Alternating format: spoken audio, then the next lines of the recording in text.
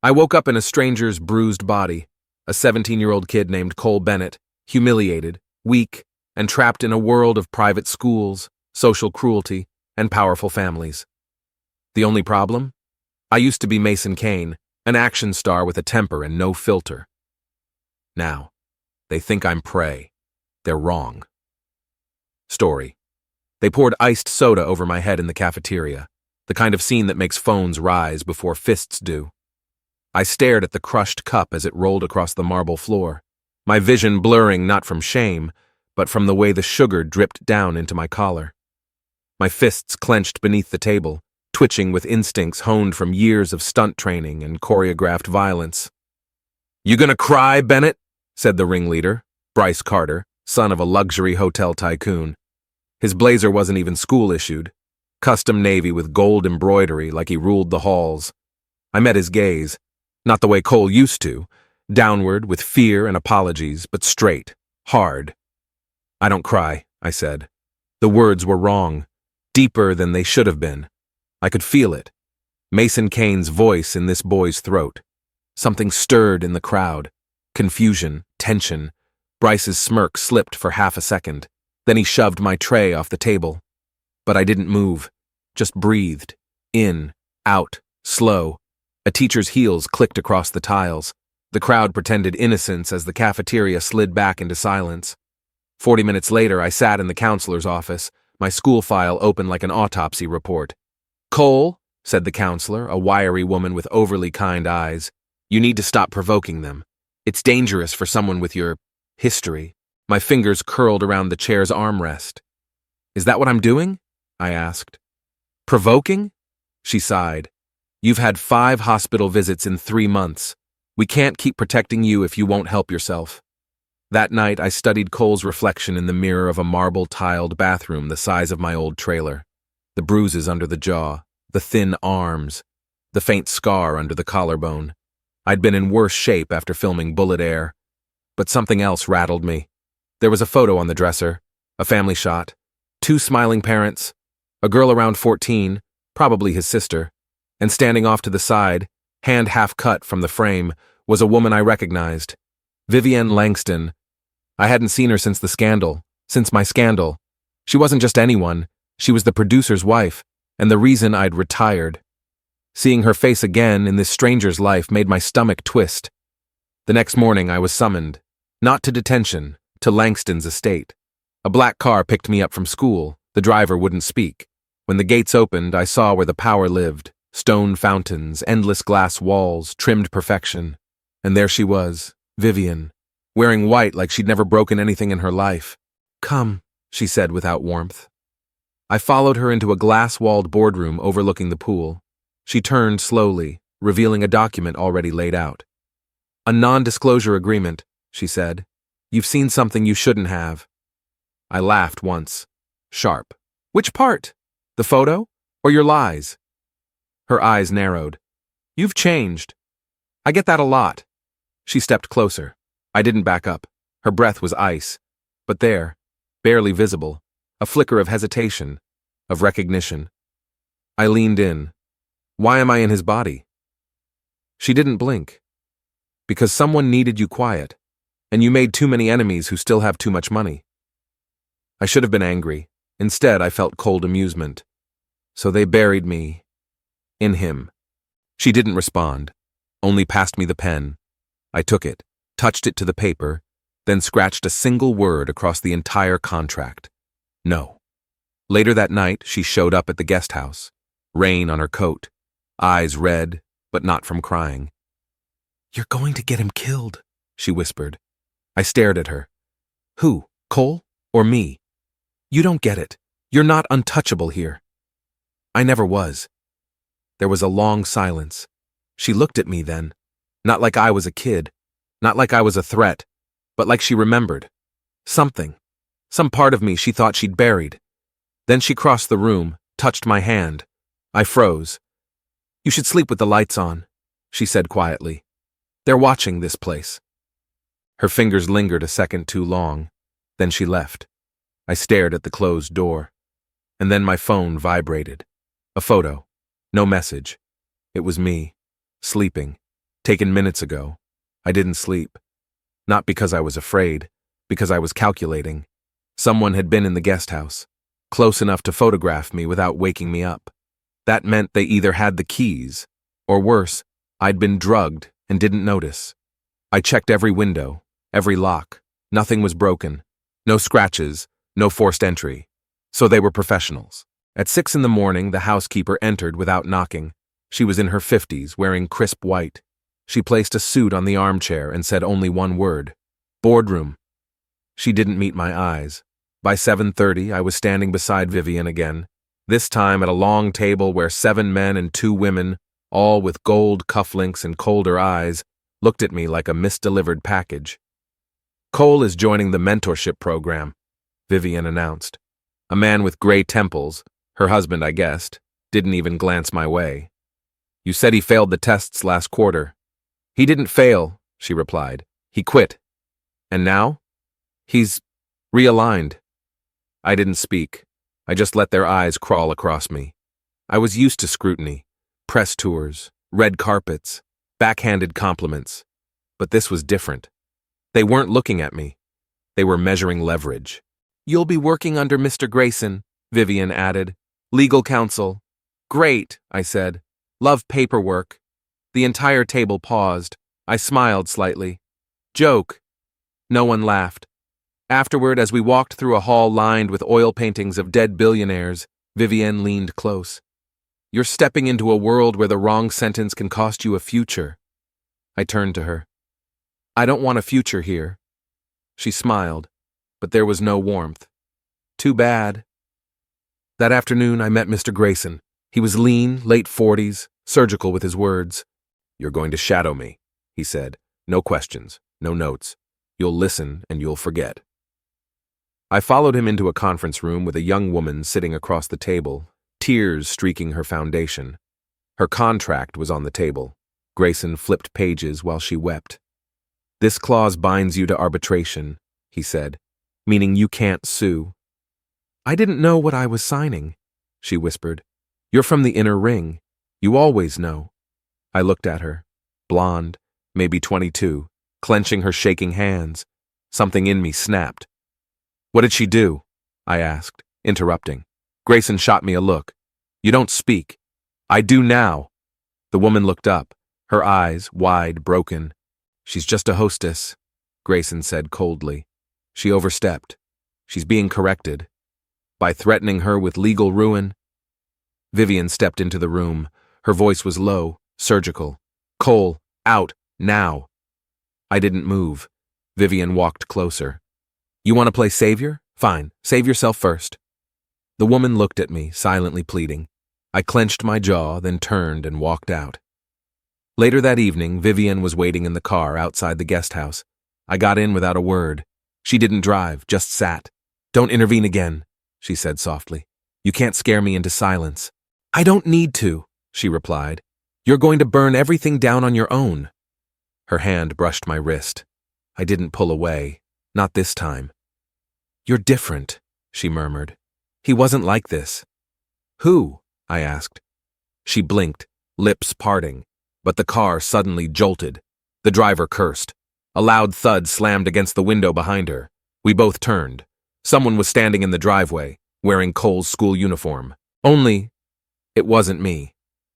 The copy of me didn't move. He just stood in the driveway, half in shadow. Same jawline, same school blazer, same scared expression I remembered from the mirror days ago. Vivian's hand instinctively found my arm. Tight grip. Who is that? I asked. I don't know, she whispered. We got out of the car together, but when we stepped toward him, the figure turned and bolted through the hedges. I took off after him. My legs still didn't feel like mine, longer, weaker, but I had Mason Kane's reflexes. My body didn't, but I remembered how to move. I chased him through the back path along the Langston estate, toward the golf course. By the time I caught up, he'd reached the edge of the woods. He turned to look at me, panic in his face, and I froze. Because it was me, but younger, not just 17. Maybe 15, bruises fresh, clothes torn. He opened his mouth. Don't let them take me again. Then he vanished. Not ran, vanished, like smoke. By the time I got back, Vivian was on the phone, shouting at security. She looked at me like I'd dragged in a curse. "What was that?" I demanded. She didn't answer. Instead, she turned away and said quietly, "He shouldn't have appeared so soon." "So soon?" I walked closer. "You've seen him before." She didn't speak, didn't deny it either. Later that night, I sat alone on the patio, staring out over the pool. The air was humid still. My head spun. Visions, projections, trauma. My phone buzzed again, no text, just a video. I hit play. It was footage of the boardroom. Earlier that day, the conversation between Grayson and the crying girl. My voice interrupting.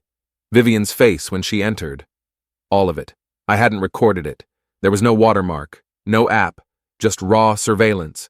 Then 2 seconds of static, followed by a single frame, me, standing over a hospital bed. The patient's face was blurred. My hand was holding theirs, and on the nightstand, a photo of Vivian. The next morning, the mentorship resumed like nothing had happened. Grayson never mentioned my outburst. Instead, he handed me a confidential case file. "Langston Group is facing internal whistleblowing," he said. "You're shadowing." "What's the case?" He didn't answer. Just walked into the conference room. Inside sat a girl, 17, maybe 18, jet black hair, blue nails, trembling hands. I stopped in the doorway. Because I knew her. She was in the school hallways every day, ignored, invisible. But today, she was the one being silenced. "They said I hacked the student portal," she muttered. "I didn't. I found something, hidden profiles, duplicates, fake grades, attendance entries from kids who weren't there." Grayson raised a brow. "And you thought you were the hero." I sat beside her. "Show me." She hesitated, then slid her phone across. I scanned the files, dozens of hidden accounts tied to real names, but wrong photos. One of them had my name, but a different face. Grayson reached to grab it, but I shoved the phone into my pocket. "We're not done," I said. "You're not here to argue," he snapped. "No," I said. "I'm here to listen, and I heard enough." The girl started shaking. Her voice dropped. "They said if I kept digging, they'd make me disappear like the others." Vivian entered the room. Her expression didn't change when she saw me, but her eyes flicked to the girl. Something passed over her. Regret? After the meeting, I found Vivienne on the upper terrace overlooking the lake. "You're erasing students," I said. "Careful." "I'm already past careful." She looked away. "You think you're the only one who lost everything? You're not. You just woke up too soon." I stepped closer. "Who's behind it?" She didn't answer, but she turned, just enough for her shoulder to brush against mine. Her voice dropped. "There's something in Cole's medical records. Find it." Her eyes softened for a breath. "And don't let them see you reading it." Our arms touched. The wind shifted. I could feel her pulse through my sleeve. "Why help me?" I asked. "I'm not," she said. "I'm trying not to feel guilty." The door behind us slammed open. A butler ran forward, pale. "Ma'am, it's your daughter. She's gone, vanished from school. No trace." Vivian went rigid. My phone buzzed again. A new message. One sentence. She found out who Cole really is. Vivian's daughter's name was Alina, 14 years old, enrolled at the elite Braxton Academy under an alias to protect her from media attention. Now she was missing. No exits were logged.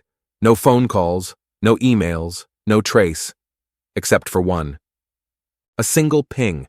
Her phone's GPS briefly lit up at a restricted wing of St. Mauro Medical Institute just before midnight. Then it went dark. By dawn, Vivian's villa had transformed into a war room. Security teams buzzed through corridors.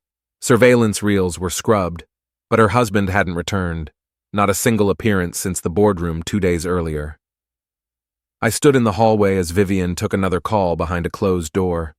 Her voice, though muffled, trembled, an emotion I hadn't heard from her before.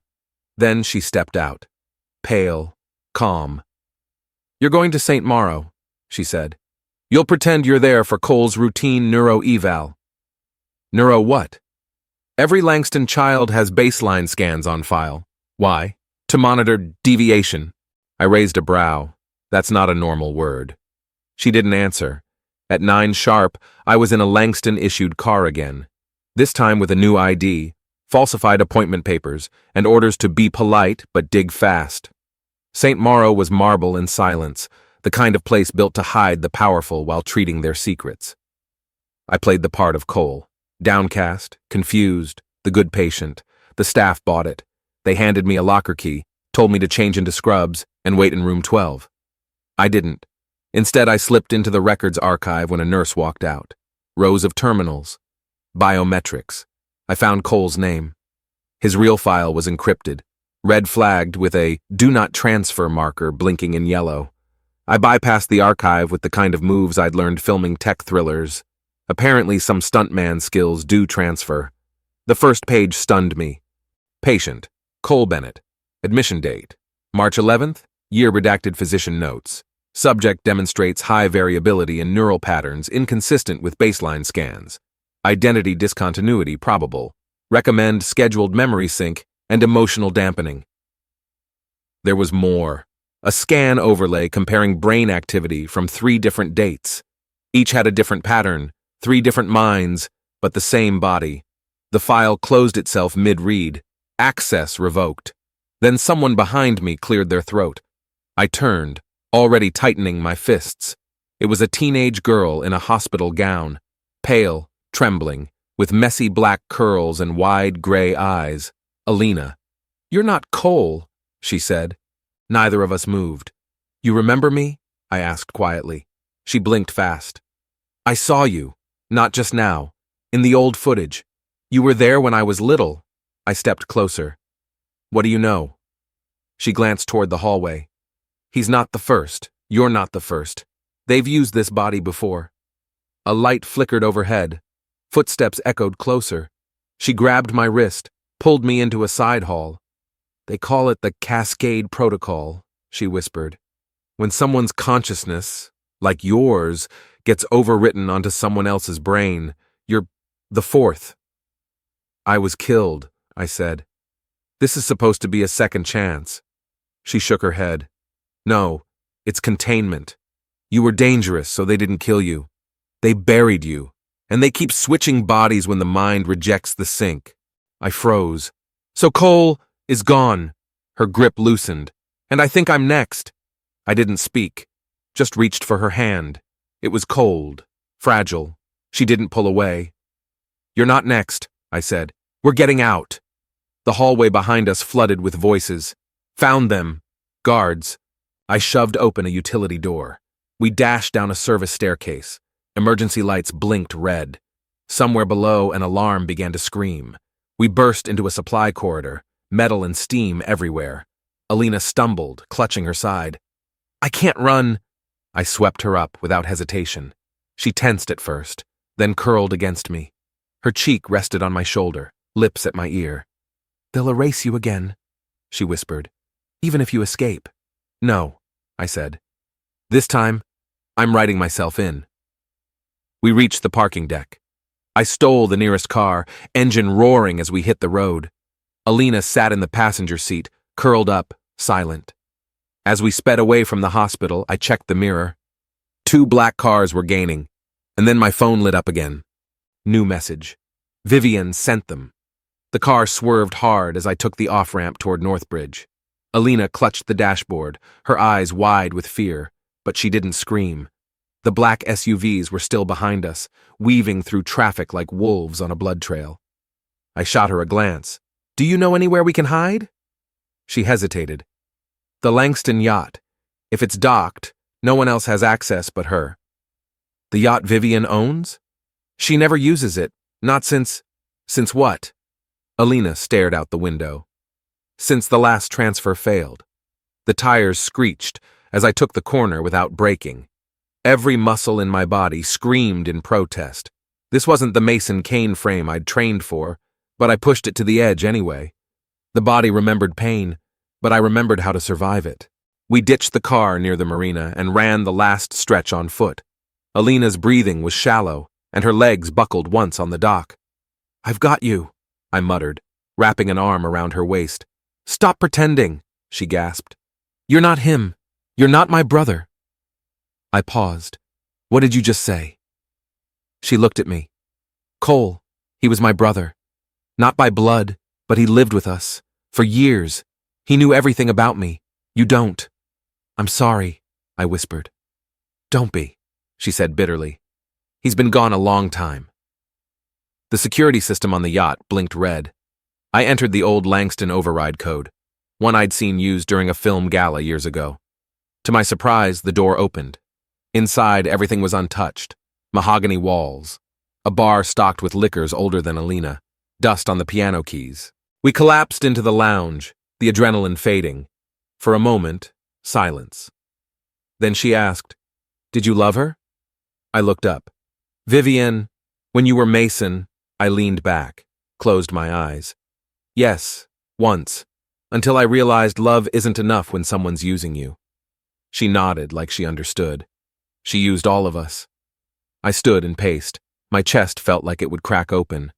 I need to confront her. Then do it, Alina said. But do it as you, not as Cole. She reached up, touched my face gently. Her hand shook. Don't let her rewrite you. Her fingers slid down, rested on my chest. I covered them with mine. For a moment there was warmth, not desire, not comfort, just two broken people holding each other in silence. Then we heard it. Footsteps on the deck. I drew back. She backed into the kitchen. The door creaked. Vivienne stepped in, soaked from rain, her hair pulled back tight. No guards, she said. I dismissed them. I stepped forward. You sent them after us. I told them to bring you in alive. That's not the same thing. Her gaze dropped to the table, then to Alina. I didn't know you were with her. She's your daughter. Vivian's expression didn't change. Which is why I need you to listen carefully. They're going to kill both of you if you keep digging. They? The real owners of the protocol. Langston is just a front now. I moved closer.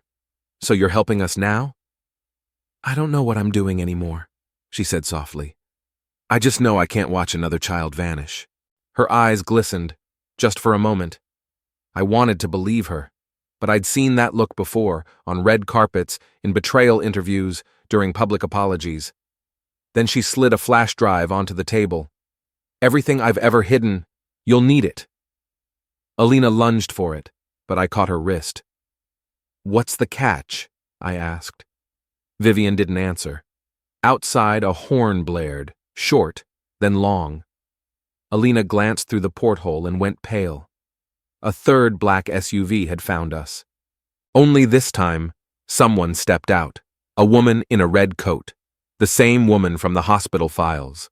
The one whose brain patterns had overwritten mine 2 years ago. The woman in red moved slowly down the dock like she had all the time in the world. Vivian stared through the porthole. You need to run. I didn't budge. Who is she? She's not supposed to exist anymore. Alina's voice was barely audible. That's the woman from the Cascade logs, Subject 0. Vivian turned sharply. Where did you hear that? I answered for her. The files, the protocols. You left just enough crumbs. She was the first, Vivian admitted. The first mind to be copied, not overwritten. The only one that survived full sync. And now? She's running the program from the outside. Freelance. Rogue. Off the record. I watched the dock. The woman didn't flinch, even as the wind howled and lightning cracked above the marina. Alina grabbed my arm. If she reaches the boat, it's over. But something in me refused to back down. I need to know who I am, I whispered, and what they turned me into. Vivian shoved the flash drive into my palm. Then use this. But understand, every person on it will want you dead the moment it leaks. I looked at her. Are you on the list? She didn't answer. Alina was already at the emergency hatch, motioning. We can slip out under the dock. We ran, through narrow halls, past rooms that looked more like private salons than ship quarters. I let Alina climb down first into the narrow metal tube that emptied into the marina's underside. As I dropped in after her, I heard a clink from the deck above. Boots. Then silence. We emerged 2 piers down, soaked, cold, breathing hard. The storm had begun. Rain pelted down in sheets, hiding our movements. I knew the city. Even in Cole's body, my instincts kicked in. Safe house? Alina asked. There's one left, I said. Old stunt contact. Top floor in Eastridge. He owes me. By the time we arrived, my legs were shaking. Alina collapsed onto the floor, soaking the rug. She coughed hard. Her lips were pale. You're burning up, I said. She tried to wave me off. I'm fine. You're not. I touched her forehead. Fever. You need rest. Fluids. I need answers, she said, but her voice cracked halfway through. I carried her to the couch. She didn't resist, just closed her eyes as I covered her with a towel and sat beside her. Her hand found mine again. You don't feel like a stranger anymore, she whispered. I'm still figuring out who I am. Don't take too long. Her hand tightened. It stayed that way, intertwined, until she fell asleep. When I was sure she was out, I booted up the flash drive on an old burner laptop. Dozens of folders, dates, lab footage, MindSync results, code names. At the center of it all, Project Hail, hybrid assimilated life extension. I clicked on one file. A video began to play. Vivienne, sitting in a dim lab. This is my final report, she said, voice shaky. We've exceeded the allowable number of merges. If Subject 4 breaks like the others, the resulting psychosis won't be reversible. She looked off camera. If you're watching this, I failed.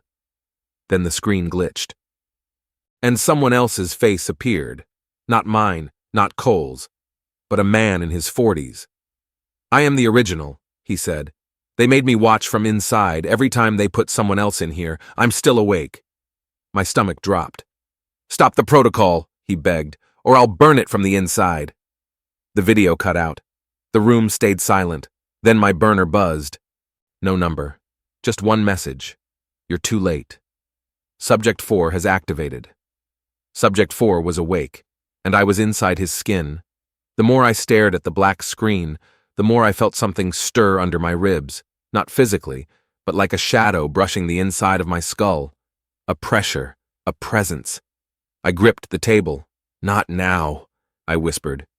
But a voice in my head, the one that wasn't mine, laughed, cold, hollow. Outside, the storm beat against the window of the Eastridge safe house. Alina was still curled up, coughing in her sleep.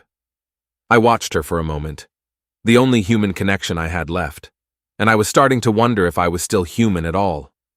I opened another file on the drive, internal correspondence, terms like neural host rejection, conscious parasitism, and cascade residue.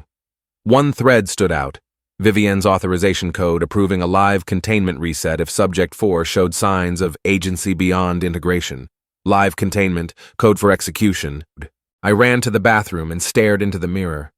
Who the hell are you? I asked the reflection. And then, for the first time, it answered, out loud.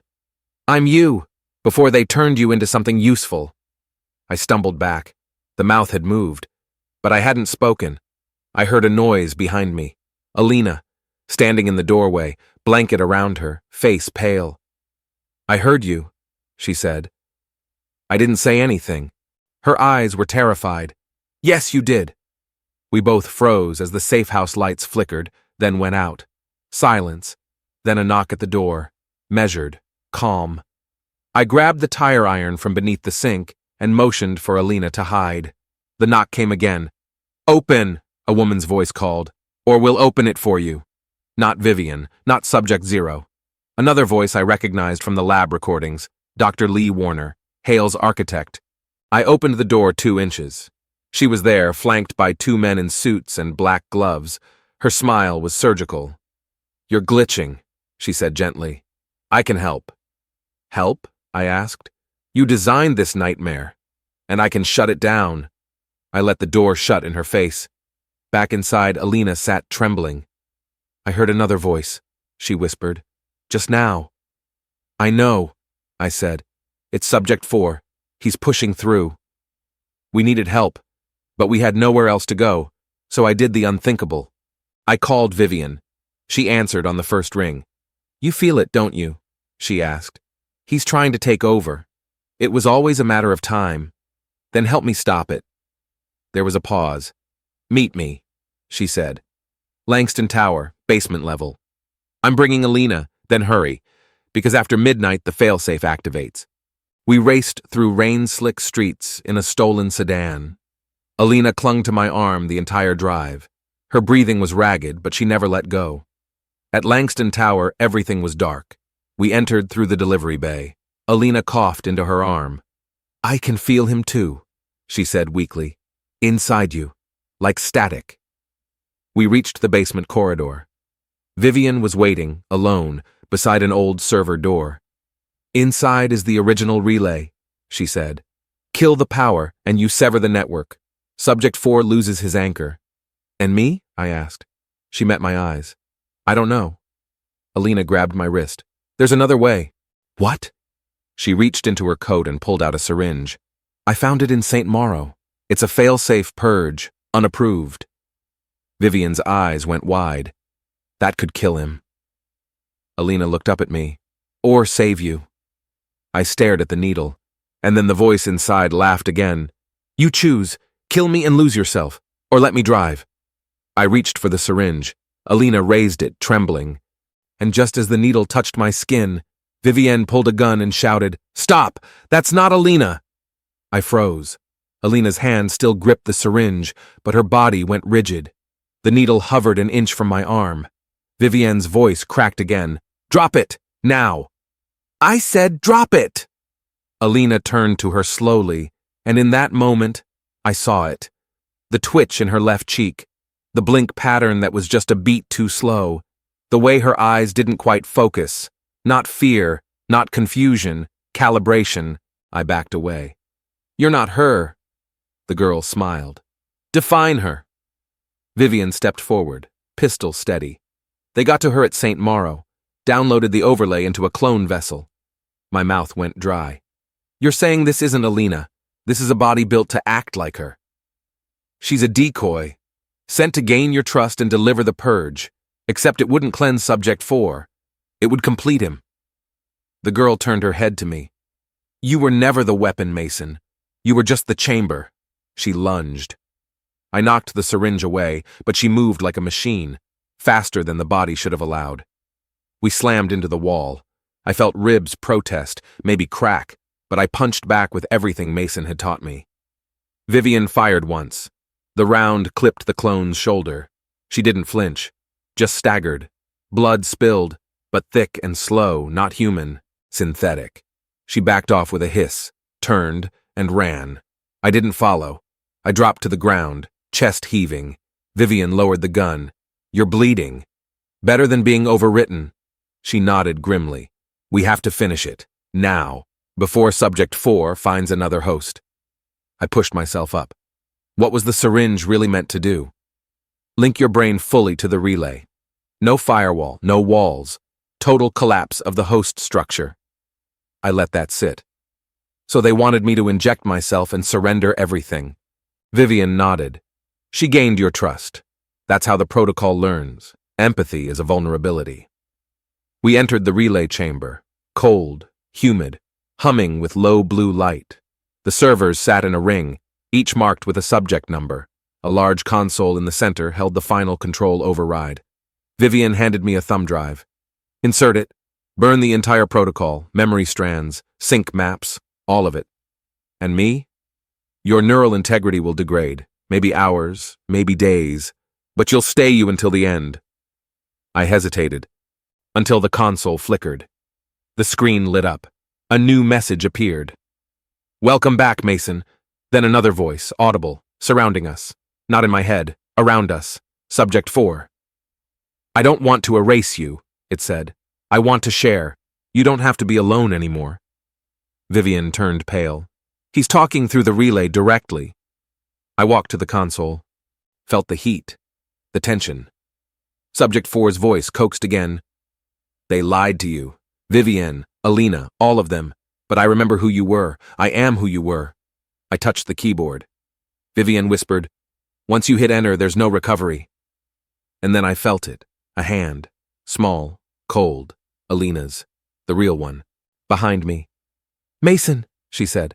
"I escaped. The real me. I've been following you since the marina. Please." I turned. and saw two Alinas, one holding my hand, one bleeding in the corridor, barely standing, both looking at me, both whispering my name, and only one of them had tears in her eyes. I stared at them, two Alinas, both fragile, both terrified. The one beside me whispered, "I never gave up on you." The one in the corridor, clutching the wall, gasped, "Don't listen to her. She's not me." Vivienne didn't move. Her weapon hung loosely in her hand, her eyes scanning both girls for any sign. "You have 60 seconds," the relay's console warned. "Failsafe in progress." I stepped back. I needed proof. A crack, anything. "Tell me," I said to both. "What did you say to me the first night on the yacht?" Corridor Alina blinked through blood. "That you didn't feel like a stranger anymore." The one beside me nodded quickly. "And I said not to take too long figuring out who you were." I stared, then closed my eyes. "Wrong order," I said, and spun. Vivienne raised her pistol, but I was faster. I shoved the decoy Alina into the server bank. She snarled, not screamed, and her face glitched, like pixels snapping out of place. The real Alina fell to her knees, sobbing. "You remembered." I caught her, helped her stand. "She said it first," I whispered. "You answered." Vivienne didn't hesitate. She emptied her clip into the decoy, and it collapsed, twitching. Smoke rose from its skin. The tech had limits after all. Then the console flared red. Manual override detected. Host integrity compromised. Subject 4's voice returned, louder, everywhere. "You chose the girl. You chose the past. Now you'll die with it." The floor vibrated. Vivienne sprinted to the control panel. "We have one shot. Mason, input the code." I slid in the drive. The screen changed. A simple command prompt. "Purge all instances. YN." The walls shuddered. Dust dropped from the ceiling. Alina clutched my arm. "What happens if you hit yes?" "Subject 4 dies. And you?" I looked at Vivienne. She didn't speak, just nodded once. Alina's grip tightened. "No," she whispered. "We can find another way. We can separate you." "There is no you without me," Subject 4 said. "We're already entwined." I looked at the girl beside me, then at the command prompt. "Yen Mason." Alina's voice cracked. "Please." I hit Y. Everything exploded in light. The servers screamed, actual mechanical shrieks as thousands of sync strands fried. The walls shook violently. Sparks rained from the ceiling. Vivienne tackled Alina and covered her. The console burned under my hands, but I stood still. Inside my mind, quiet. No voice, no echo, no pressure, just silence. And then it hit me, too silent. I dropped to one knee. My limbs felt wrong, heavy. Vivienne screamed something, but it was muffled. Alina ran to me, grabbing my face. "Mason! Mason, look at me!" My vision blurred. "I'm still here," I gasped, but I wasn't sure anymore. The neural tether was gone, and then the fire suppression system kicked in, flooding the room with halon gas. Vivienne shoved Alina toward the exit.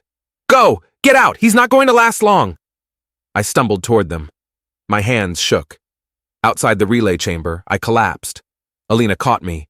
She pressed her forehead to mine. "You're not gone," she whispered. "You're not." But my memory was slipping. I couldn't remember how we met. Couldn't remember the chase. Couldn't even remember my name. Only her voice, her eyes. Then the elevator door opened, and Dr. Warner stood there, holding a new syringe. "Step aside," she said coldly. "We're taking back what's ours." "Step aside," Dr. Warner repeated, syringe in hand, white coat still crisp despite the rain outside. Alina didn't move. She placed herself between us, shielding me with her body. "You're not touching him," she said. Dr. Warner sighed like a disappointed teacher. "You think this was about him? Mason Kane was never the point. He was a stable host, a temporary shell, but Subject 4 is the breakthrough, and you just gave us proof we can isolate it." "He's not a shell," Alina snapped. "He's a person." "Not for long." Warner's voice sharpened. "Your version is melting, memory decay, cognitive collapse. If we don't reinitialize his mind, you'll be left with nothing but a blank vessel. I'd rather have nothing than let you take him." Vivienne stepped forward.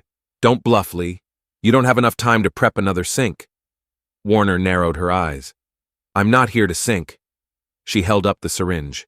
This is a backup, a final save state. Inject him now and what's left of Mason will freeze, suspended. He won't feel pain, won't fade, just pause, until we reboot him somewhere safe. Alina looked at me. I tried to speak, but the words tangled. My memories were fracturing like glass. I saw flashes, movie sets, hotel rooms, Alina's hand in mine, a fist colliding with my face in a high school corridor, and none of it in order. She knelt beside me. If I inject you, she whispered, you'll be gone, frozen, trapped. I met her eyes. You'll wait? Tears slid down her cheeks.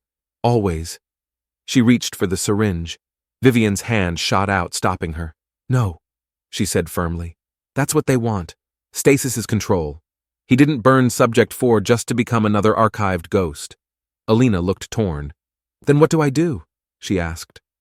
Vivian reached into her coat, pulled out a small drive. This is his pre-sync imprint, a rogue copy I made before the transfer. It's not perfect, but it's his. Warner's eyes went wide. That's classified. Vivian raised her voice. It's choice. His. She turned to me. Mason, you have two options. Let them freeze what's left of you, and you'll wake up years from now in a new body, maybe even a new world. Or I inject this, and you stay, imperfect. But you. Alina pressed her forehead to mine. Fight. The tremors in my hands were worse. I could feel the cracks widening in my mind, but I also felt something else. Resolve. I looked at Vivian. Do it.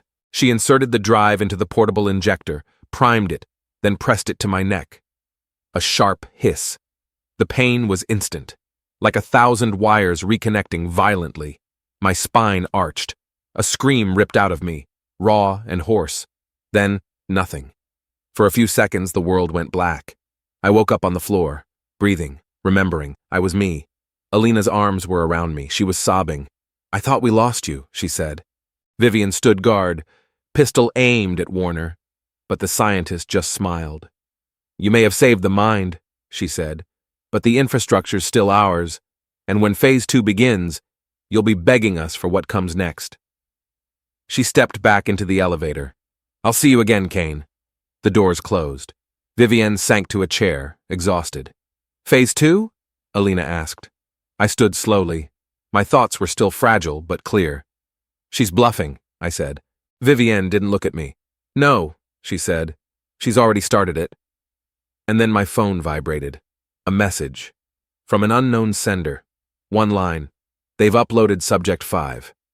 The next 48 hours passed in fragments. Vivian drove us to a Langston-owned bunker on the outskirts of the city, an off-grid concrete shell once used for continuity of leadership drills. Now it was a triage unit for memory trauma and classified files. Alina didn't leave my side. She watched me sleep, monitored my vitals, fed me when my hands couldn't hold a fork. I watched her, too. Every few hours, she'd wince and press a palm to her temple. When I asked, she brushed it off. Just tired, she said, but I knew better. Vivian worked non-stop, feeding stolen satellite feeds into rusting terminals, scanning corporate darknets, decrypting fragments of Project Hale's extended map. Then she slammed her fist into the table. They moved the servers, she said. Hale's second infrastructure isn't here. It's overseas, sovereign territory, unreachable. Which country? I asked. She looked up. Not a country, a company. A screen lit up. Silvara Genetics. A biotech conglomerate operating out of ocean-based R&D platforms. Untouchable, unregulated. I stepped forward. What's their interest in Hale? Vivian didn't blink. They own Subject 5. I stared at the map, moving coordinates, a floating lab in international waters, glowing red. Who is it? Alina asked. Subject 5? Vivian's jaw clenched. A child. They took the youngest viable host they could find. Clean brain, no imprint, all adaptation. Alina turned pale. How old? 10. My chest hollowed. Vivian tapped another file open. They're calling her the Phoenix. Why? Because Subject 5 isn't a merge. She's a full burn. No memory of the original host. Just raw, restructured cognition, a digital mind in an organic shell. I felt sick. That's not evolution. That's extinction. Vivian turned to me. And they're building more. We sat in silence until Alina broke it. I've been having flashes, she said. Memories that aren't mine. Vivian turned sharply. When did they start? After the relay chamber, the gas, the overlap. I stared at her. Are they subject fours? I don't know, she whispered. But they feel wrong, like I'm dreaming someone else's nightmares. Vivian moved to her and gently took her wrist. You need to scan, she said. Now. I'm fine. You're infected. Alina looked at me, pleading. I don't want to become like them. I stepped forward, placed my hands on both of hers. You won't, I said. We're going to fight this, together. She closed her eyes, nodded. Later that night, Vivian called me alone to the armory below the bunker. She held out a data chip and a gun. This chip contains a back door into Silvara's new infrastructure, she said. But it can't be sent. It has to be plugged in. On site, direct. You want me to infiltrate a sovereign floating city? Yes, and destroy the Phoenix before she stabilizes. I stared at the weapon. How long before Subject 5 fully matures? Vivian didn't hesitate. 72 hours. I pocketed the chip. I'll go. Before I turned, she said, Mason, there's something else. What? If you fail, you don't come back. And just then, an alarm. Vivian's screen lit up with motion triggers from outside the bunker. A black SUV, followed by 4 figures on foot, and from the shadows, stepping into view, Subject 0, smiling. The blast doors groaned under the first impact. Vivian cursed, typing in override codes faster than I could track. They traced the relay purge, she muttered. They found us through the server echo. Can we hold them off? I asked. She looked up. Not for long. Subject 0 stepped into view on the monitor feed.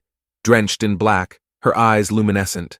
Beside her were 3 enhanced operatives, former hosts, judging by the scars and steady robotic movements. Alina stood beside me, pale and shaking, her left eye twitching again. I can feel her, she whispered. Subject 0? She nodded. Like she's inside my spine. I pulled her behind the steel bulkhead as another tremor shook the walls. Vivian tossed me a signal jammer. If she gets close enough, she can scramble your motor control. This will buy you 90 seconds of immunity. Just long enough to die, I muttered. She smiled grimly. Or win. The lights flickered. Static flooded the comms. 0 was inside. We moved fast, Vivian locking down corridors while I guided Alina to the lower access shaft. I handed her the satchel with the Silvara access chip. You get on the sub, I said. You go now. She grabbed my arm. Not without you. I leaned in, touched my forehead to hers. You're the only one I trust with this. If I don't make it, you will. Another impact. Sparks flew. 0's voice filtered through the walls, mechanical, melodic. You always choose the weak one, she said. Even when you were strong. I turned. Go! Alina vanished into the tunnel. I climbed to the upper hall, flicked on the jammer, and waited.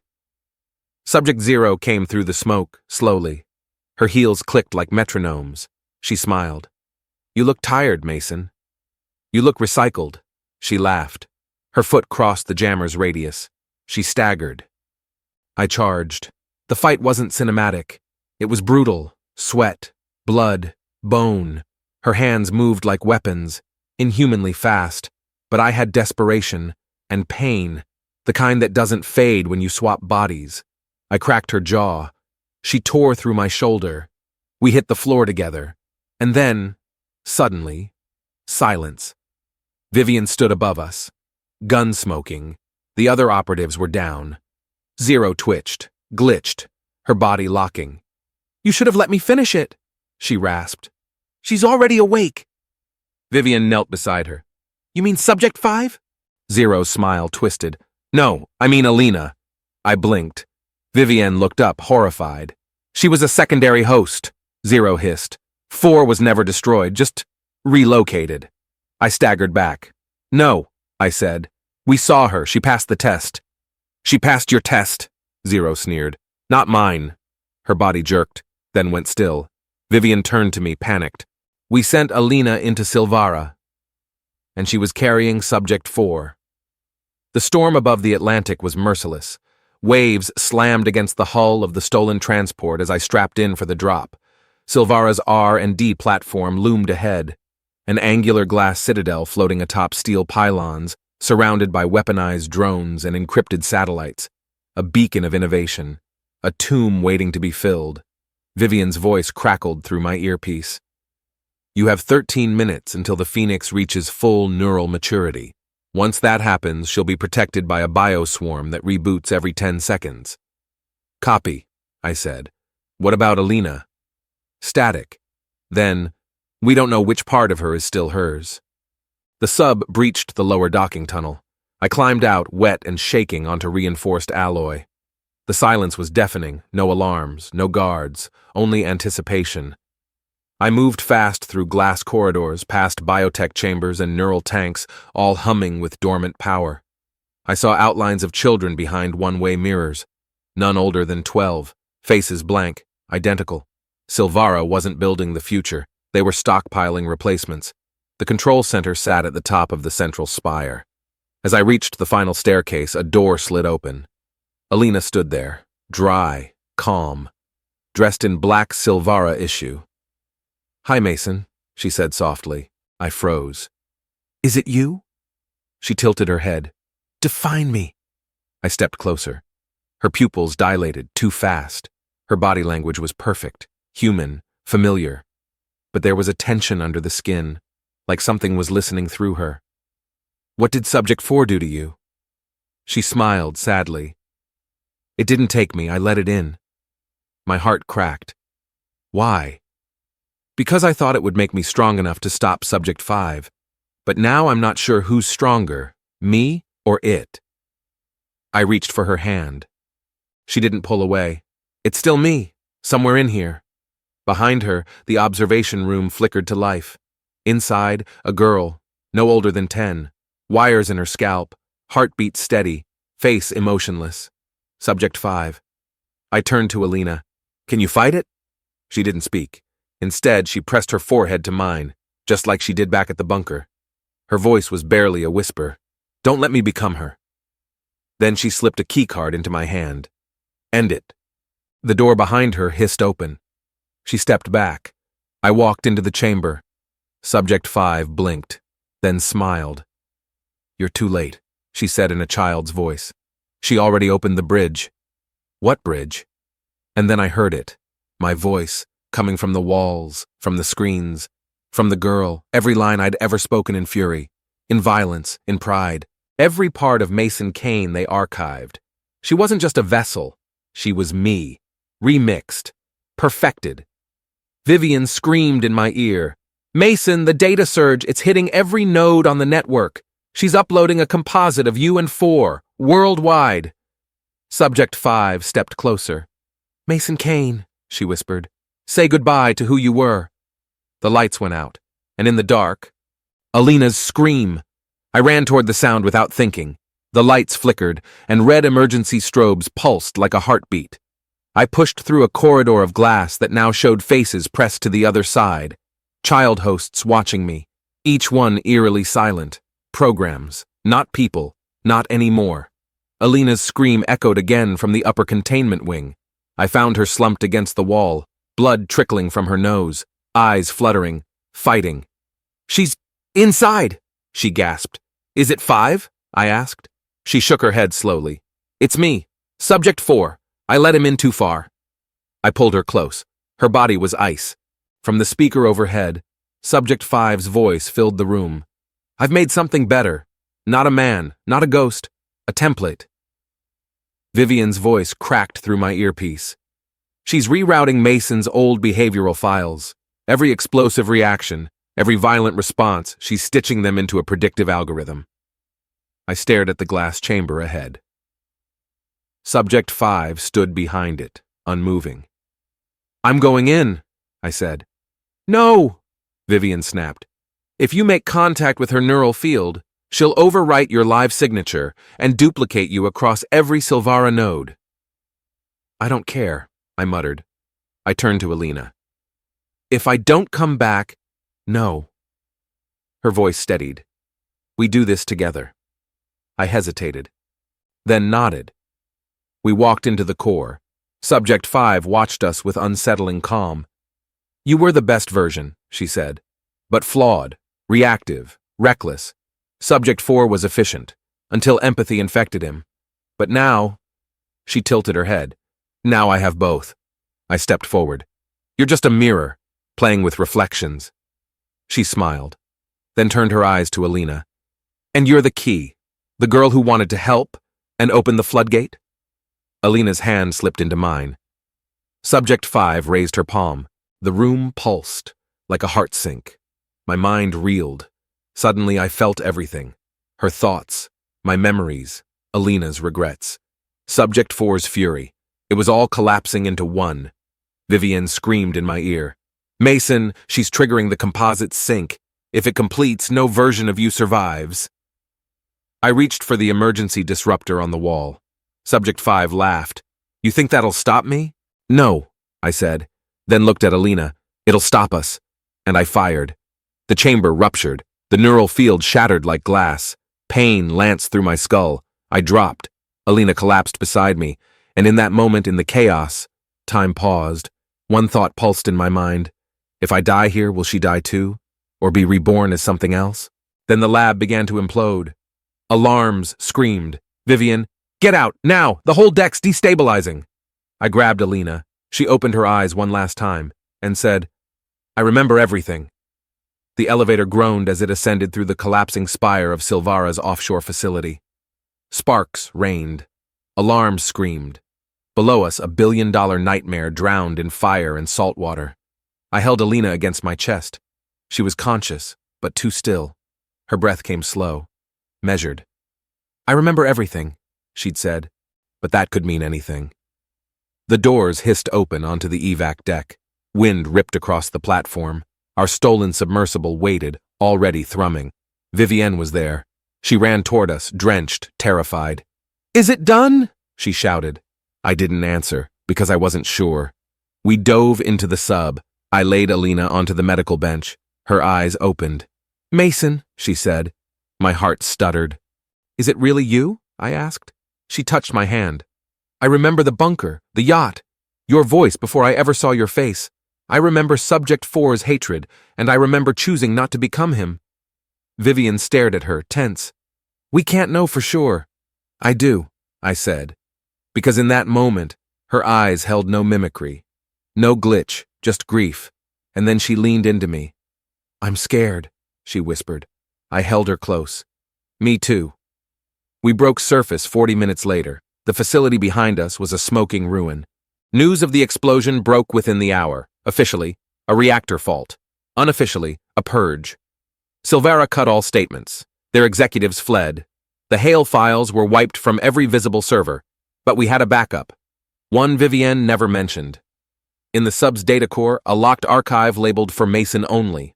I opened it alone. Inside, a final video log, Vivienne, recorded weeks ago.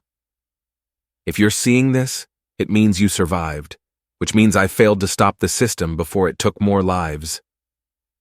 She looked older than I remembered, resigned. You were never meant to be saved, Mason. You were meant to be documented. A living proof. Every choice you made is the case study that will decide if Project Hale ends or evolves. The screen cut to black, and I knew. There were others. Not just Silvara, not just Langston, global fragments, dormant Hale nodes waiting for activation, and I was now the only one who'd seen both sides. A broken weapon with a voice. So I made a choice. We disappeared. No press, no leaks, just coordinates and a plan to find every surviving host before they found us. Because the world didn't need Mason Kane anymore.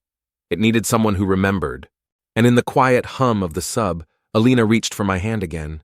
Her voice was barely a breath. What are we now? I answered without hesitation. Free. 6 months later. We're ghosts now. No names. No digital trail. Just two people moving through the seams of the world, chasing shadows of a program that refuses to die. The first one was in Istanbul, a biotech incubator hiding under the name Lumen. They'd already initiated a neural scan on a child actor, one with a photographic memory and a traumatic past. Classic Hale pattern. We sabotaged their uplink before they could finish phase 1. Then we burned everything. Alina set the fire herself. She didn't flinch. She never does now. But at night, I still catch her staring into nothing, like someone else is whispering in her thoughts.